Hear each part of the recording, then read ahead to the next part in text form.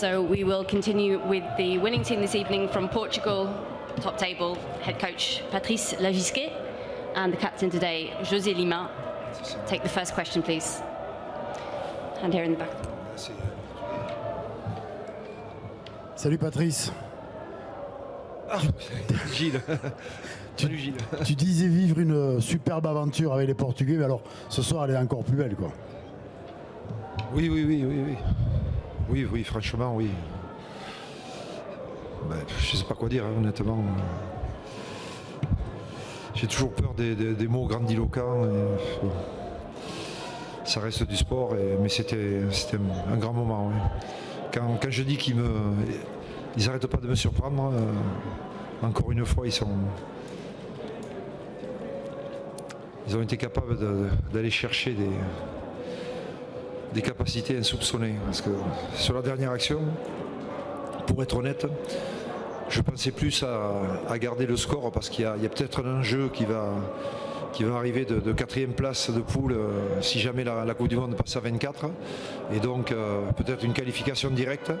Et j'avais peur qu'on perde cette chance-là.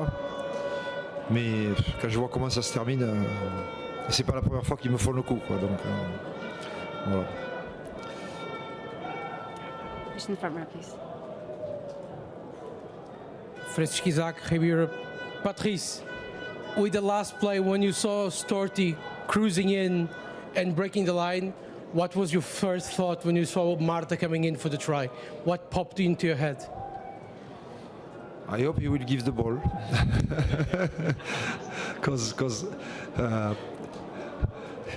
during the European Championship, he had the ball 5 against 1, and he made a step trying to score, and he had a problem with his elbow. He get injured because of that. But it's Rodrigo Marta. They play together since they are 6 years old. That's why maybe he gave the ball. Question here.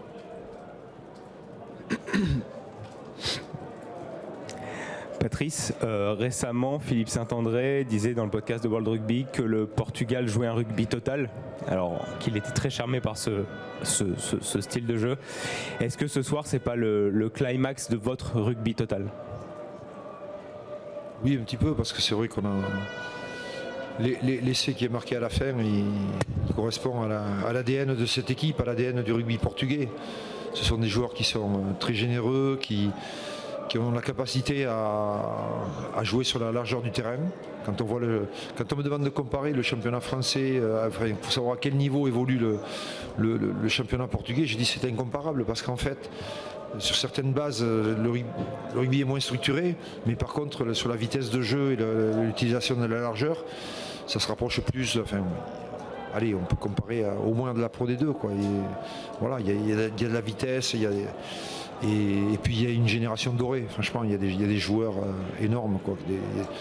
Des Geronimo Portela, des Rodrigo Marta, des Storti, enfin voilà.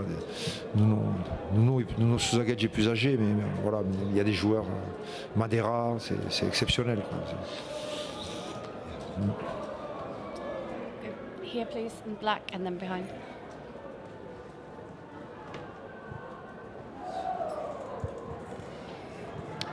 Oui, justement, c'est un peu bilan et perspective. Quel bilan vous tirez de ce tournoi qui a été quand même été globalement exceptionnel pour le Portugal? Et puis aussi, quel regard vous avez vers la suite, vers l'avenir? Il y a des joueurs qui touchent un peu au but et voilà, en fait, comment vous voyez les choses? Alors, le bilan, c'est qu'une équipe de ce niveau-là, en 4 matchs, elle a continué à progresser. Elle a affiché, il y avait des lacunes sur les 3 premiers matchs, mais il y en avait de moins en moins. Quand on voit les stats contre l'Australie, on était déjà pas loin de réussir quelque chose de vraiment sympa. Et on avait juste la stat concernant les erreurs. Et aujourd'hui, même si on a commis quelques erreurs, on a un match qui est plus abouti encore, quoi, plus accompli. Donc le bilan il est bien sûr très positif parce que ce qui est le plus intéressant, c'est la progression de cette équipe au fil des matchs. C'est le fait d'être, non seulement elle a montré dès le départ qu'elle était capable de jouer à ce niveau-là, qu'elle avait une vitesse de jeu qui correspondait à ce niveau-là, mais après elle a surtout progressé. Et c'est ça qui a été intéressant, qui a été riche. Les perspectives, en fait, elles sont intéressantes. Même s'il y a des joueurs clés qui vont arrêter, je pense à Mike, Chico, je crois qu'il veut faire au moins un match encore parce qu'il aura sa 50e sélection. Donc puis avec Chico, il ne faut jamais dire jamais.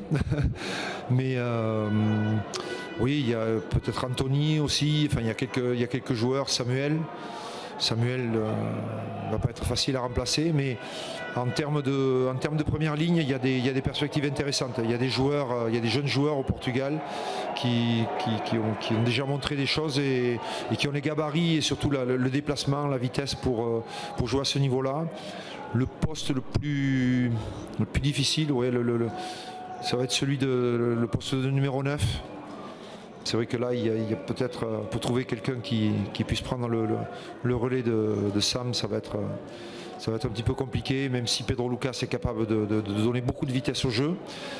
Il est encore très jeune et il faut qu'il arrive à maîtriser le rythme d'un match. Joao Bello a aussi de belles qualités. Il faut leur donner du temps de jeu et des matchs de ce niveau-là aussi pour les aider à progresser. Mais non, les perspectives sont quand même intéressantes. Je sais qu'il y a une très bonne génération de moins de 18 aussi.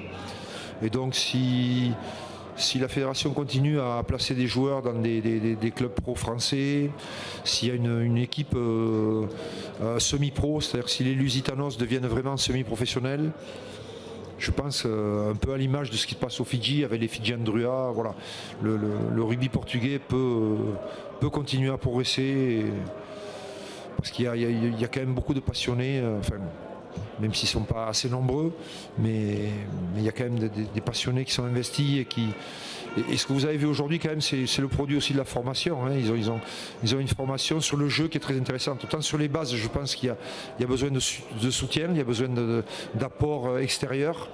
Autant sur le jeu lui-même, sur la capacité à prendre des décisions à pleine vitesse, ils sont déjà bien en termes de formation. Bonsoir Patrice, à titre personnel, qu'est-ce que vous garderez en mémoire de cette aventure humaine, cette Coupe du Monde? Tout, parce que je me souviens encore du premier match au Brésil où j'étais parti avec ces gamins qui avaient 18-19 ans et je me souviens encore de Simao Bento qui était à côté de moi et je m'étais tourné vers Hervé Durguetti en lui disant je crois qu'il a 15 ans le gamin à côté de moi, on est parti avec des cadets et puis quand je les vois, je vois le tempérament qu'ils ont, ce qu'ils sont capables de montrer. Bon. Non, je retiens de tous les moments de cette aventure parce qu'il y a eu, ça n'a pas été facile.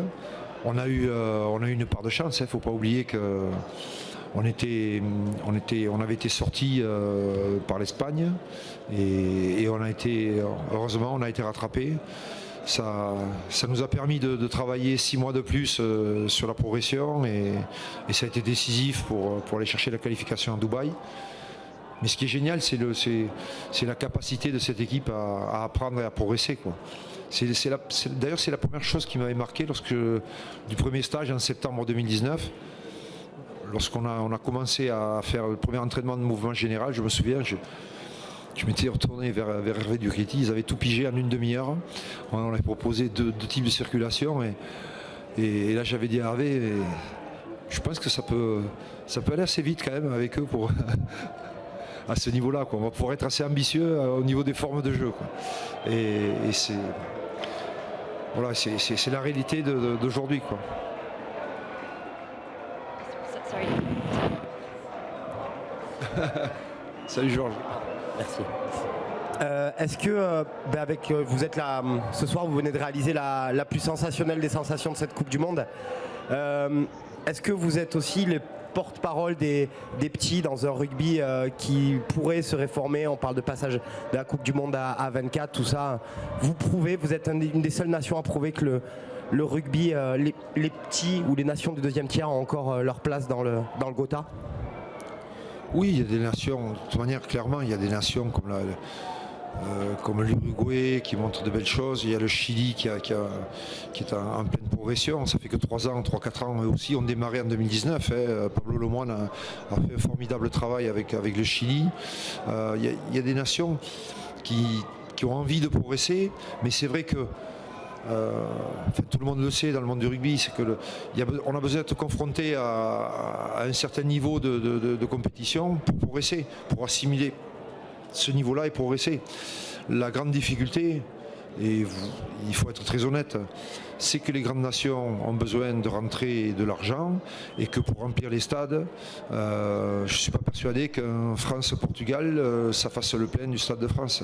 Même si c'est peut-être pas le meilleur exemple parce qu'il y a une grosse colonie portugaise, il y a quand même beaucoup de Portugais ou de Lusitanos, des descendants qui vivent en France. Mais voilà, à un moment, on est confronté à une réalité économique.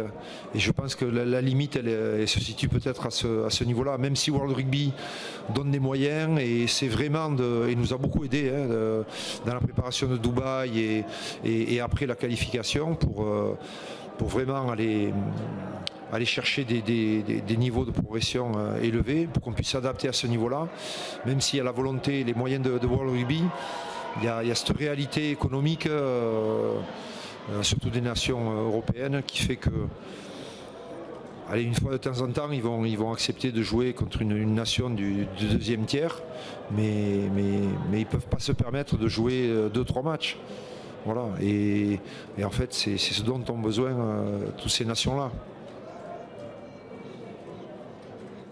Question here, then we'll go to the back.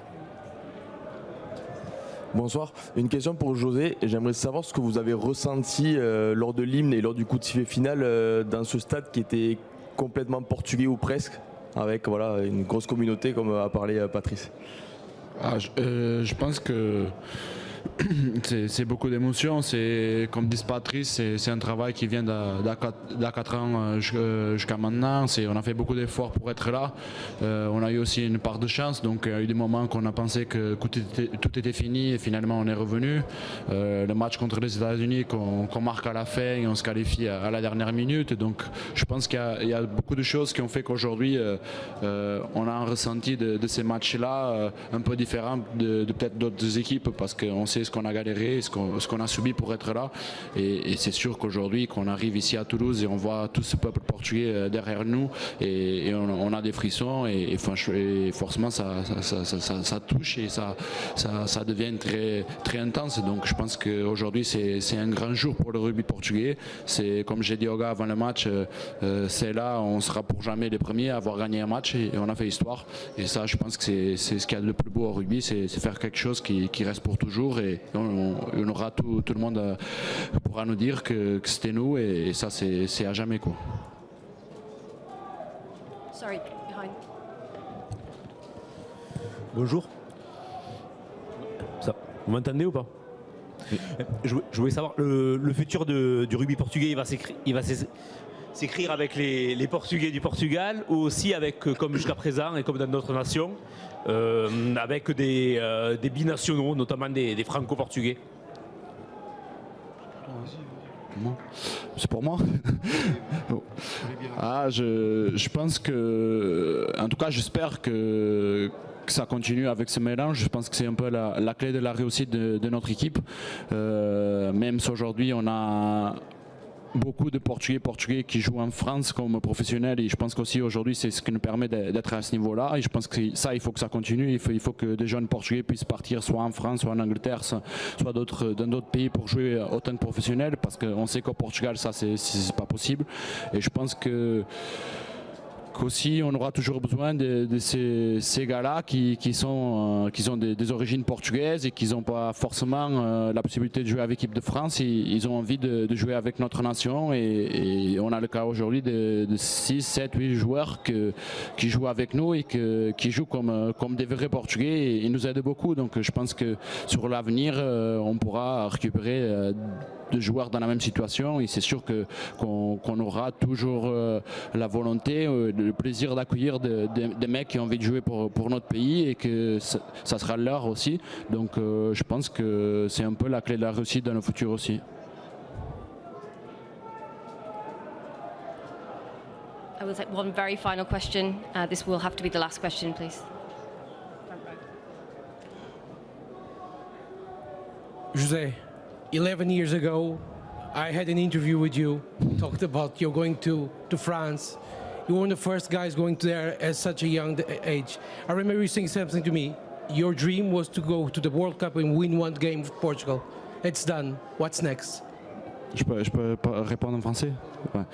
Ouais, c'est vrai que quand je suis parti en France, c'est mon but ultime. J'avais des objectifs personnels, mais surtout un objectif avec le Portugal, c'est d'arriver à faire une Coupe du Monde. Et je savais que ça passait par la possibilité et l'évolution en tant que joueur professionnel. Et c'est vrai que ça a toujours été resté en coin de ma tête. En 2007, j'étais ici avec mes parents pour voir la Coupe du Monde et ça m'a fait rêver. Et c'est vrai qu'aujourd'hui, on y arrive. On arrive avec une victoire. On fait l'histoire avec un match nul et une victoire en plus et c'est sûr que c'est quelque chose de merveilleux et comme j'ai dit aux gars, j'espère que ça soit pas à la fin mais un début et que ça soit le début de quelque chose de grand ou de quelque chose plus intéressant qui puisse arriver pour le rugby portugais. C'est vrai qu'on a attendu longtemps pour retourner à être qualifié dans une Coupe du Monde, donc je pense que là les mecs ils se sont rendus compte que c'est incroyable d'être là et il faut avoir la volonté d'être déjà à la prochaine, donc j'espère vraiment que ça soit pas la fin et que ça soit le début de quelque chose de grand. Okay. Thank you very much.